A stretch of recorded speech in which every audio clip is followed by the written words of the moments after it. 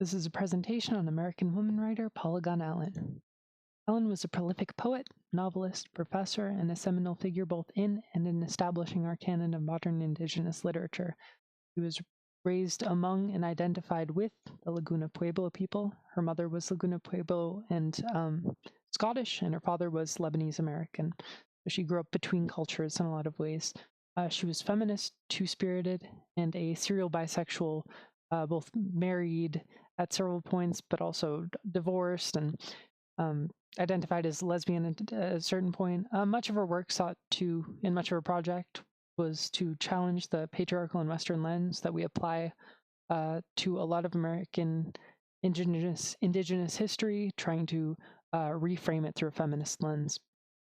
Among her most prolific works is The Sacred Hoop, which is probably the most famous. It's a more theoretical text where she argues that indigenous culture is more often gynocratic, not matriarchal, kind of, but more woman-centered than woman above all, and never patriarchal, and that the culture is based on ritual, spirit-centered, woman-focused worldviews, coherent really only when we apply this lens to it. It also presents the significance of sexual and gender diversity and motherhood, and indigenous spirituality and cultural identity. Her only novel was The Woman Who Owned the Shadows, focusing on its protagonist's struggle to reconcile her mixed identity. She was mixed Indigenous and European, and also married but denied homosexuality, much like, if not analogous to, Allen herself. And the character Effany seeks belonging across cultural lines throughout the novel in different groups. She also grapples with intrusive scenes of Indigenous exploitation that exist in the American consciousness, such as General Custer and much of the trafficking of people happened early on in America's history. Allen is also most prolifically a poet.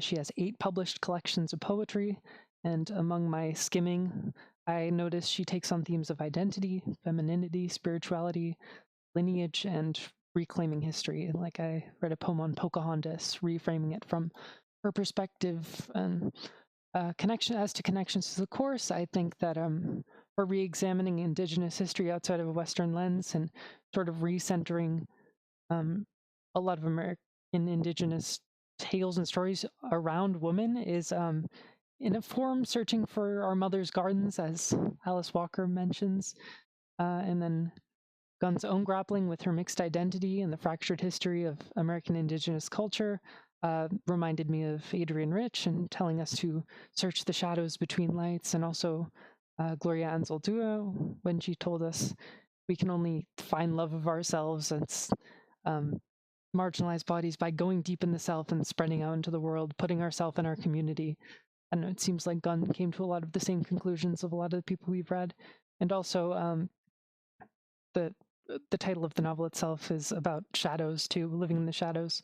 And then also the involuntary resurgence of affronts to Effany's identity and the woman who owned the shadows, as well as the generational trauma that appear throughout her poetry, also resemble the ripples of trauma covered in Beloved and Citizen, that suffering is not as clear-cut as a lot of accounts that don't live through it tend to attest to. And lastly, here are my sources: the 2 books, a poem, and a couple biographical you can check out.